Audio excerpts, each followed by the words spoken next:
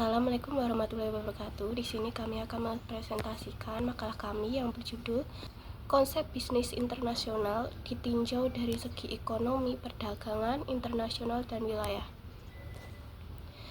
Yang disusun oleh yang pertama Desi Ambarsari, yang kedua Dini Elvita Pratiwi, yang ketiga Indastri Wahyuningsih, yang keempat Najwa Latifah, yang kelima Sita Listiani.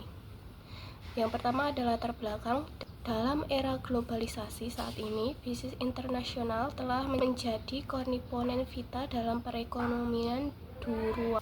Fenomena globalisasi membuat negara-negara di dunia berusaha menciptakan berbagai peluang agar masyarakat dan negara berbeda dapat berinteraksi dengan lebih efektif dan efisien.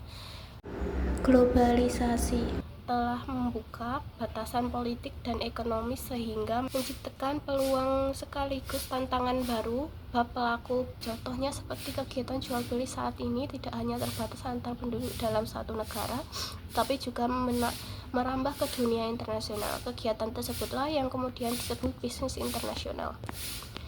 Bisnis internasional adalah aktivitas bisnis yang melibatkan lebih dari satu negara, yang bisa berupa perdagangan barang dan jasa antar negara, investasi langsung di luar negeri, bahkan kerjasama strategis antar perusahaan global.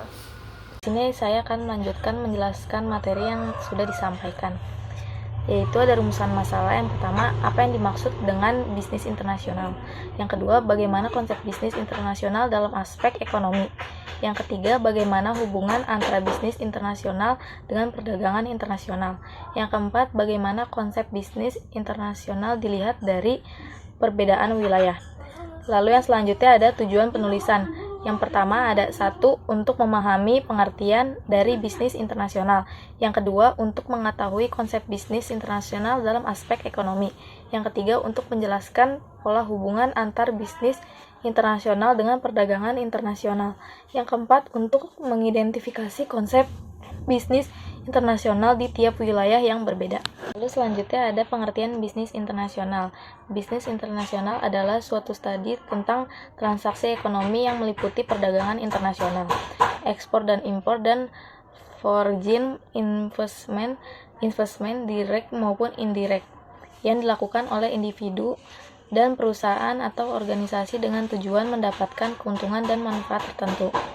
Definisi ini menunjukkan bahwa bisnis internasional melakukan kegiatan usaha di luar batas negara.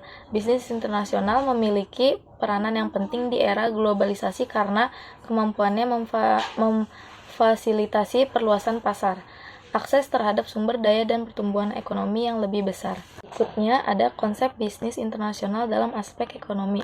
Pertumbuhan ekonomi dapat didefinisikan sebagai kenaikan atau perbaikan nilai pasar barang dan jasa yang disesuaikan dengan inflasi yang diperoleh oleh ekonomi dalam suatu tahun keuangan. Salah satu indikator yang berpengaruh pada pertumbuhan ekonomi ialah kegiatan perdagangan internasional. Indonesia berkembang dengan baik akibat terbukanya berbagai macam lapangan pekerjaan sehingga dapat terjadinya penurunan dalam tingkat pengangguran di Indonesia.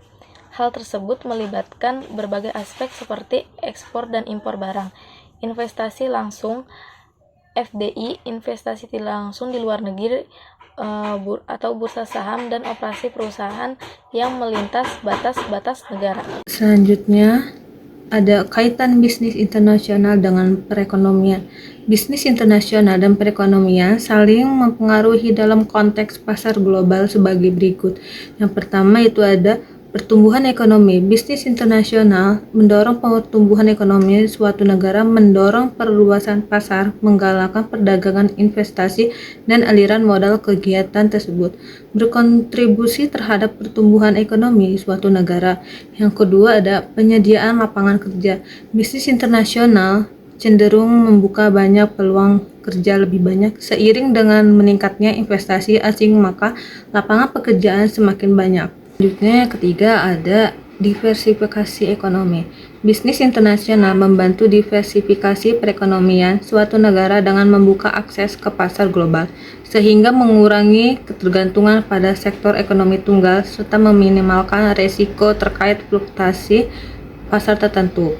per kapita dan mendukung pembangunan ekonomi yang lebih luas. Yang keempat, ada meningkatkan pendapatan nasional. Melalui ekspor barang, jasa, dan investasi asing, bisnis internasional meningkatkan pendapatan nasional suatu negara sehingga dapat menguatkan mata uang, meningkatkan pendapatan per kapita, dan mendukung pembangunan ekonomi yang lebih luas.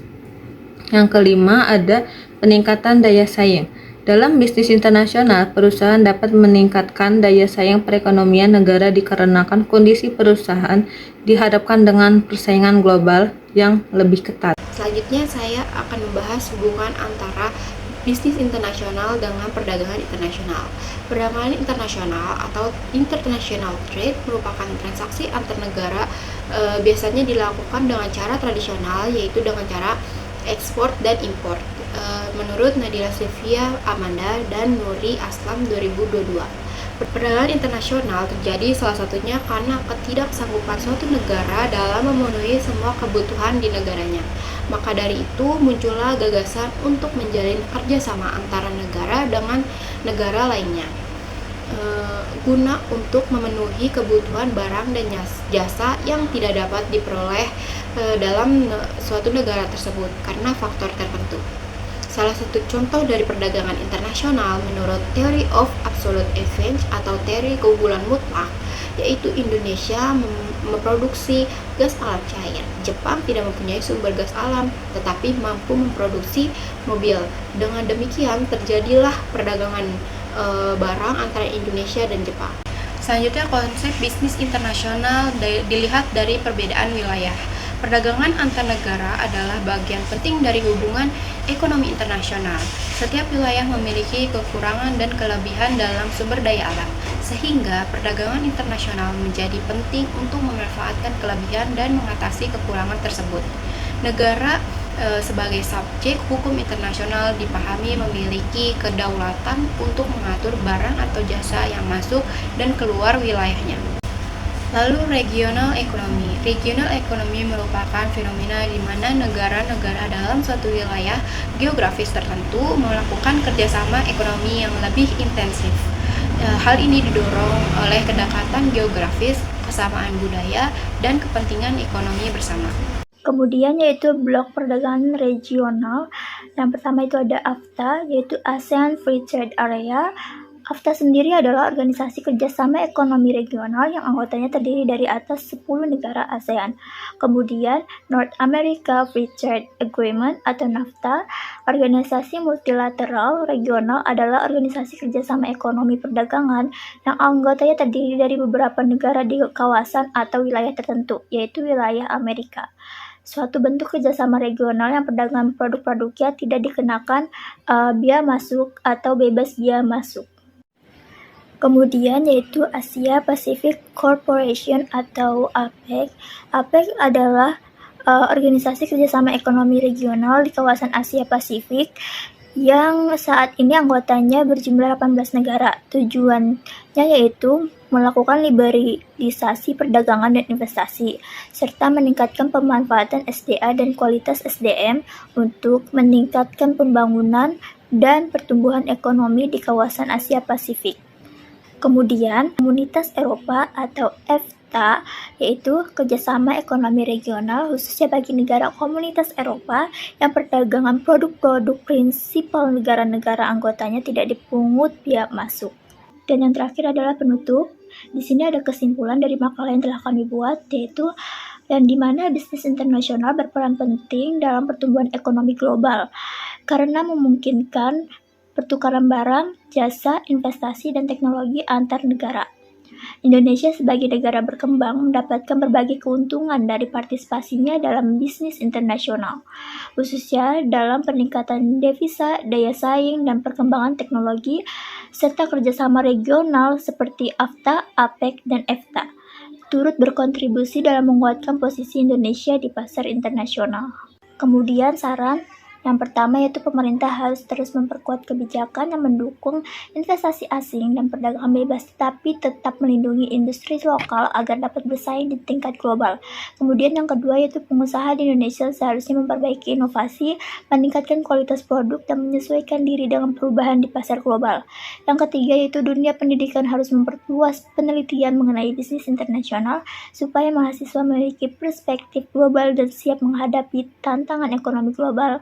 Kemudian, kolaborasi antar negara perlu diperkuat dengan dasar saling menguntungkan demi menciptakan stabilitas ekonomi baik di tingkat regional maupun global. Sekian presentasi dari kelompok kami. Mohon maaf apabila ada kesalahan. Wassalamualaikum warahmatullahi wabarakatuh.